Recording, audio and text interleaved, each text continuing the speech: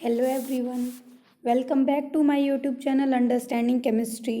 आज के वीडियो में हम बात करेंगे catalytic and magnetic properties of D block elements के बारे में कि कैसे हमारे डी ब्लॉक एलिमेंट्स वर्क करते हैं एज कैटालिस्ट एंड वो मैग्नेटिक प्रॉपर्टीज़ किस टाइप की शो करते हैं। तो सबसे पहले कैटालिस्ट क्या होते हैं?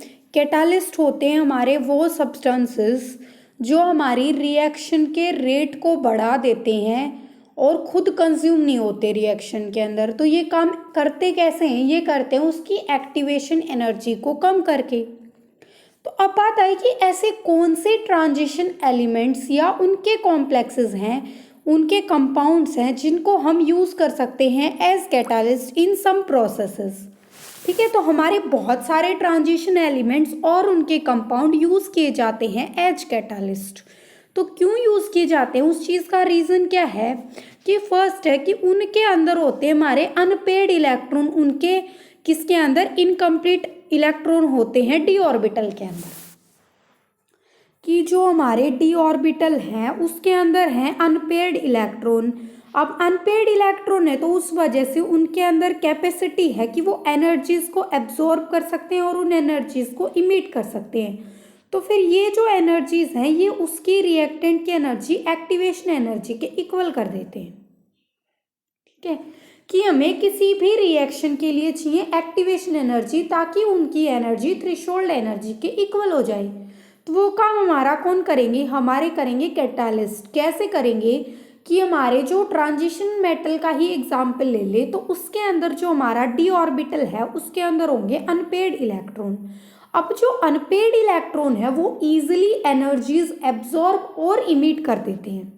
तो उस वजह से क्या होता है कि वो उसकी एनर्जी अब अब्जॉर्ब करेंगे कुछ और कुछ रीमिट कर देते हैं। तो जो एनर्जी इमिट और एब्जॉर्ब हो रही है वो हमारी एनर्जी को, एक्टिवेशन एनर्जी जितनी चाहिए थी उसके इक्वल कर देती है। सेकेंड रीज़न है इस चीज़ के पीछे कि जो ट्रांजिशन एलिमेंट्स हैं उनकी होती हैं अलग अलग ऑक्सीडेशन स्टेट।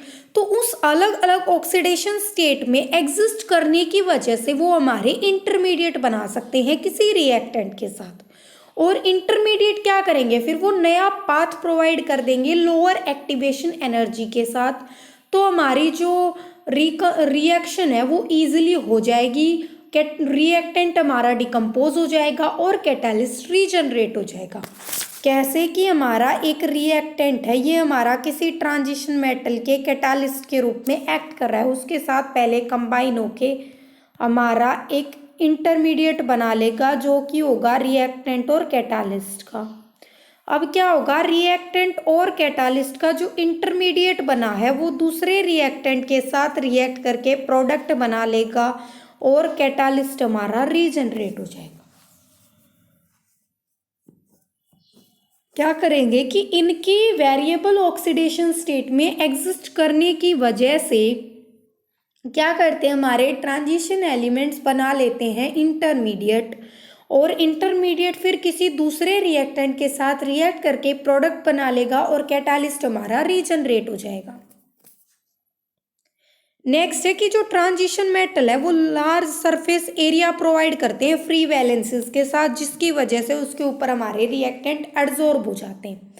कि हमने बात की है कि किसी भी रिएक्शन का रेट बढ़ता है जब हमारी रिएक्शन का जो कैटालिस्ट का जो सरफेस एरिया है वो बढ़ेगा। अब ट्रांजिशन मेटल है तो वो लार्ज सरफेस एरिया प्रोवाइड करेंगे जिसके ऊपर रिएक्टेंट हमारे एब्जॉर्ब हो जाएंगे। तो जैसे जैसे जो रिएक्टेंट कैटालिस्ट के सरफेस पे एब्जॉर्ब हो रहे हैं उनकी कंसंट्रेशन बढ़ेगी, रिएक्शन का रेट बढ़ेगा। तो तीन रीज़न है मेन कि हमारे ट्रांजिशन एलिमेंट कैसे कैटालिस्ट के रूप में काम करते हैं। पहला रीज़न ये है कि उनके अंदर होते हैं अनपेड इलेक्ट्रॉन उनके इनकम्प्लीट डी ऑर्बिटल के अंदर। तो अब अनपेड इलेक्ट्रॉन एनर्जी एब्जॉर्ब और रीमिट कर देते हैं और उनकी एनर्जी की वैल्यू एक्टिवेशन एनर्जी के इक्वल कर देते हैं। नेक्स्ट है कि अनपेड इलेक्ट्रॉन के बाद बात आई ऑक्सीडेशन स्टेट की। तो जो ट्रांजिशन एलिमेंट है उसके अंदर बहुत सारी ऑक्सीडेशन स्टेट होती हैं जिस वजह से वो एक रिएक्टेंट के साथ इंटरमीडिएट बना लेंगे और फिर वो इंटरमीडिएट किसी दूसरे रिएक्टेंट के साथ रिएक्ट करके नया पाथ प्रोवाइड कर देगा कम एक्टिवेशन एनर्जी के साथ, तो और फिर लास्ट में डिकम्पोज होके हमारा प्रोडक्ट बन जाएगा और कैटालिस्ट रीजनरेट हो जाएगा। नेक्स्ट है कि ट्रांजिशन मेटल का होता है लार्ज सरफेस एरिया।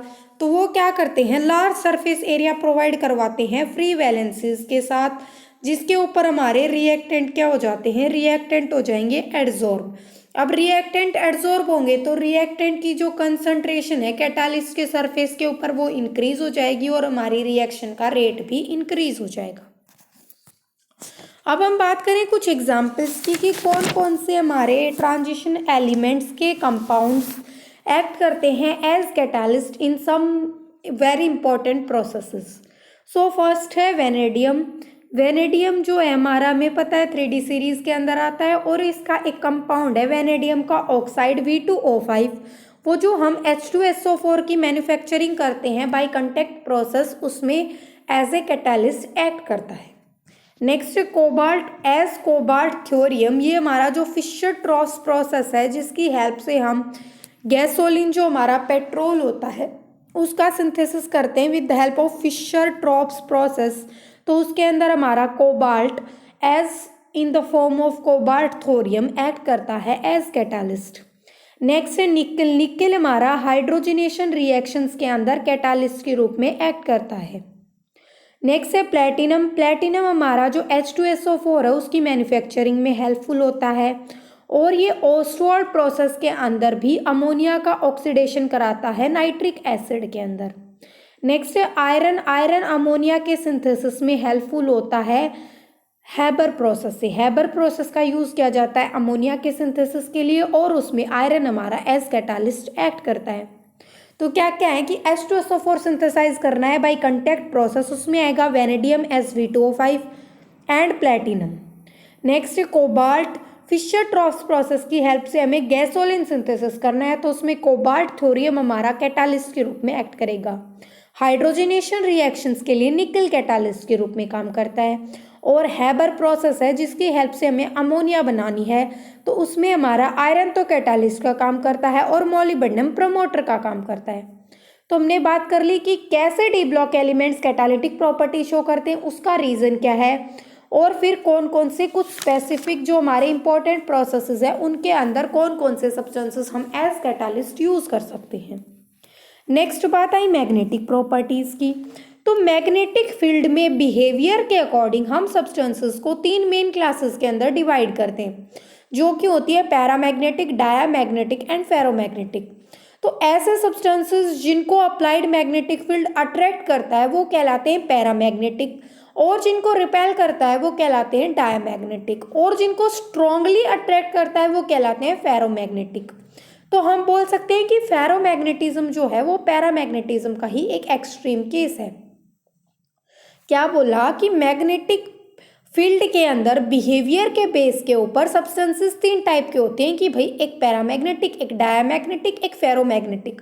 इसके अलावा और 2 भी होते हैं फेरी मैग्नेटिक एंड एंटी फेरोमैग्नेटिक, पर मेन हमारी 3 क्लासेस इंपॉर्टेंट होती है पैरा, डाया एंड फेरो। तो पैरामैग्नेटिक वो होते हैं जो अट्रैक्ट किए जाए अप्लाइड मैग्नेटिक फील्ड के द्वारा, फिर जो रिपेल किए जाएंगे वो होंगे डायामैग्नेटिक और जो स्ट्रांगली अट्रैक्ट किए जाएंगे वो होंगे फेरोमैग्नेटिक। अब क्या ऐसा है भाई किसी सब्सटेंस के अंदर कि उसको मैग्नेटिक फील्ड अट्रैक्ट कर रहा है, किसी को रिपेल कर रहा है, तो कुछ ना कुछ प्रॉपर्टीज तो होंगी उन सब्सटेंसेस की जिस वजह से मैग्नेटिक फील्ड के टुवर्ड्स वो अट्रैक्ट हो रहे हैं या रिपेल हो रहे हैं या स्ट्रांगली अट्रैक्ट हो रहे हैं। तो उस चीज़ का रीज़न है कि जो हमारे सब्सटेंसेस जिसके अंदर होते हैं अनपेयर्ड इलेक्ट्रॉन वो तो होते हैं हमारे पैरामैग्नेटिक और जिसके अंदर सारे इलेक्ट्रॉन्स पेयर्ड होते हैं वो होते हैं हमारे डायामैग्नेटिक। ठीक है, ऐसे सब्सटेंसेस जिसके अंदर अनपेयर्ड इलेक्ट्रॉन प्रेजेंट हों वो होंगे पैरामैग्नेटिक और जिसके अंदर सारे इलेक्ट्रॉन पेयर्ड हों वो कहलाएंगे डायामैग्नेटिक। जैसे हमें बात करनी है ट्रांजिशन मेटल की, वो है हमारे डी ब्लॉक। तो अगर हमारी कहीं इस टाइप की सिचुएशन है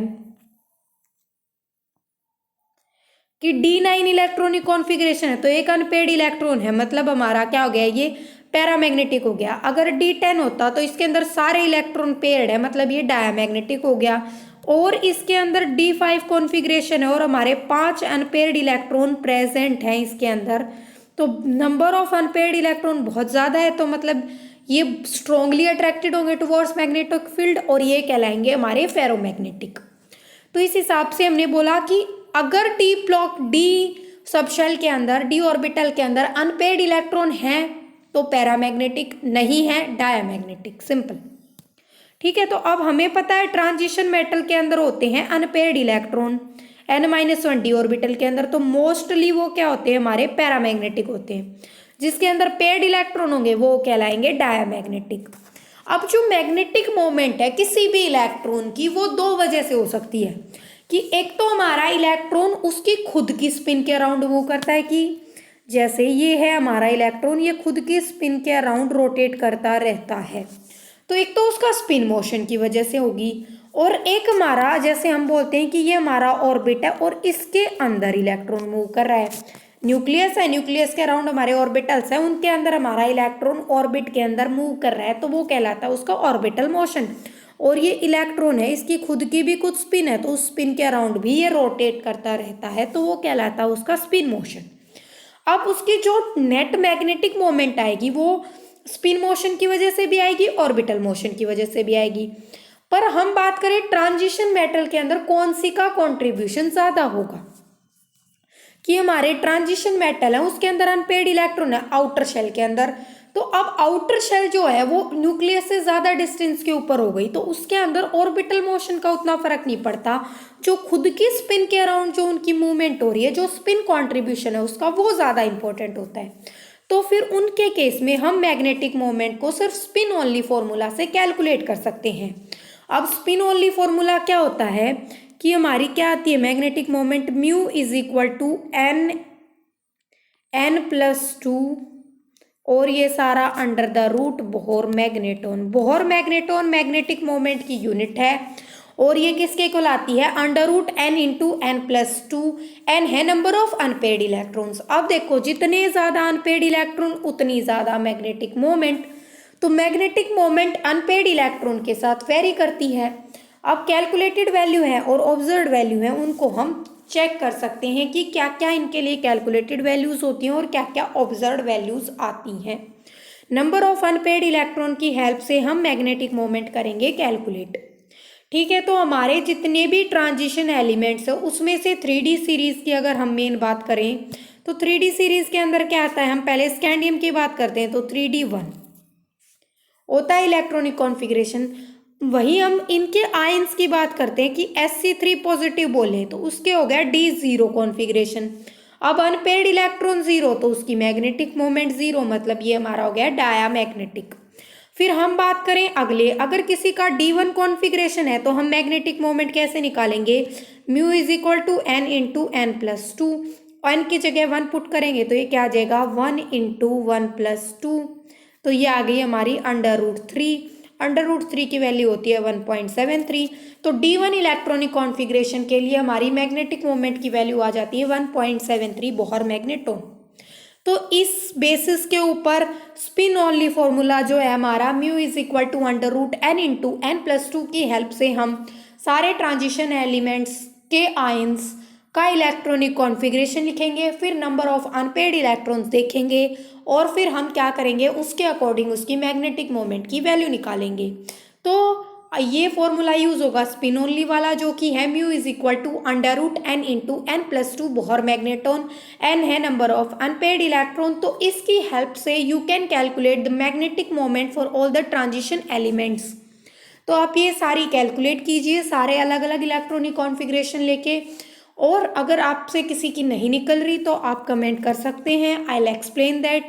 आज के वीडियो में इतना ही, होपफुली आपको सब कुछ समझ में आ गया होगा। और ये फॉर्मूला की हेल्प से जो स्पिन ओनली फॉर्मूला बताया हमने, ये बहुत इंपॉर्टेंट है और इसकी हेल्प से आप सभी अलग अलग आयंस का इलेक्ट्रॉनिक कॉन्फ़िगरेशन के बेस के ऊपर उसके number of unpaired electrons calculate करके उसकी मैग्नेटिक मोमेंट कैलकुलेट करने की प्रैक्टिस कीजिए। Thank you.